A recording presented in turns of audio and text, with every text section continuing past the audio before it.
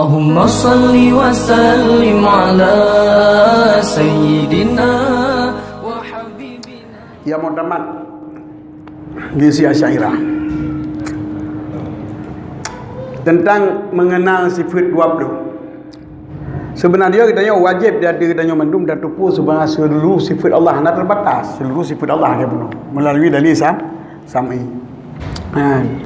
Kemudian oleh para ulama ijtihad duduk lantaran kabeh hana dupu adu kali hana dupu punya baik awal kali uru dupu dia nak ijtihad sebagai bunuh dah pegang habis doa baca Quran pui di buat dia baca tajwid oh nasib tadi boh sip gitu pu sifat Allah maka timah tu ijtihadnya 50 akidah yang mustahil bakal wajib bakal dan khabar yang harus bakal nyo si kurang-kurang tak depu sifat Allah munyo hana rupanya yang berah hantai iman yang berah hantai mai dunia hantai mai dunia hantai mai akhirat nah yang pegah entah tapi kau jangan ngadib pendapat yang mutamat munyo ahli pikir hana getem pikir hang gerumpak tipenya nyo berdosa tapi iman kau jangan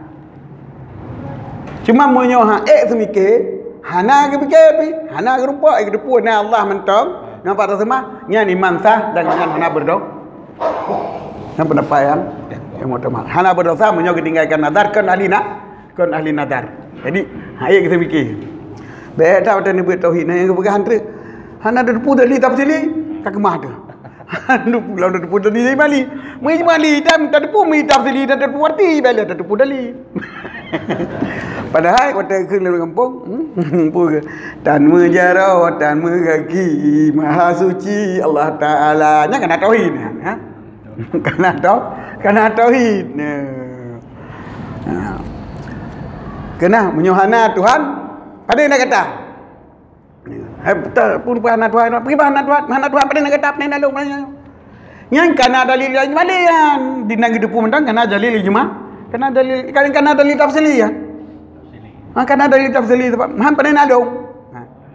jadi mahana tu panen kita panen dan dia kita nyaw berarti kena dengan lahir dia top lahir nyahana lahir Tuhan yang kena dari tafsili nya ikut mentang nyahana Tuhan panen kita nyaw yang dalil ijma meli karena kita nyaw telah lahir tu yang telah lahir pasti nak orang